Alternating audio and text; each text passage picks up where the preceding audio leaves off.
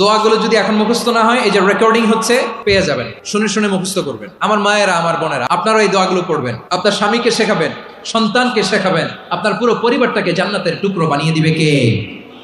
বিপদ আসলেই প্রথমে বিশ্বনবী সাল্লাল্লাহু আলাইহি ওয়াসাল্লাম একটা দোয়া পড়তেন। এরপরে কঠিন বিপদ যদি যখন বিশ্বনবী পড়তেন তখন কি করতেন? এমন বিপদ মাঝে মাঝে হয় না, দেয়ালে পিঠ থেকে যায়।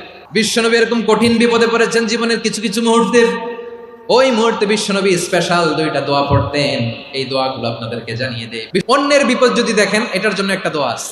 অনেক সময় আমরা দেখি হাসপাতালে ক্যান্সারের 3rd স্টেজে চলে গেছে, লোকটা হ্যাংলা হয়ে চিকন হয়ে হায়রে কি কষ্ট পায়, দেখি না? বিশ্বনবী বলে একটা দোয়া যদি কেউ অন্যের কোনো বিপদ দেখে পড়ে, ওই বিপদ তার জীবনে কখনো আসবে না। শুনবেন? শোনার আগ্রহ আছে? অনেক সময় হয় যে আমরা মহাসড়ক দিয়ে যখন চড়ি, দুর্ঘটনায়, আইরে আল্লাহ, দুর্ঘটনায় মানুষের মাথা একদিকে, দেহ আরেকদিকে, ব্লিডিং, এরকম হয় না? আল্লাহ তুমি হেফাজত করো।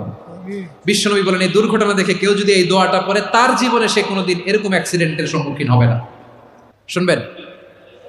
বিশ্বনবী বলেন অন্যের বিপদ দেখে কেউ যদি পড়ে, আলহামদুলিল্লাহিল্লাযী আফানি মিম্মা বাতালাকা বিহি ওয়া ফাদ্দালানি আলা কাসীরিন মিম্মান খালাকা তাফদীলা, মানে প্রশংসা সেই আল্লাহর, যে আল্লাহ তাআলা তোমাকে যেই জিনিস দিয়ে পরীক্ষা করেছে, আমাকে ওইটা থেকে বাঁচিয়ে দিয়েছে। তোমাকে আল্লাহ যেই বিপদে ফেলেছে, আমাকে ওই বিপদ থেকে তিনি মুক্ত রেখেছে, আর তার অনেক সৃষ্টির উপর আমাকে তিনি প্রাধান্য দিয়েছে। সুবহানাল্লাহ পড়েন। যে কোনো বিপদ, কারো ক্যান্সার দেখে যদি এই দোয়াটা আপনি বিশ্বাসের সাথে পড়েন, জীবনে কোনোদিন ক্যান্সার রোগে আক্রান্ত হবেন না।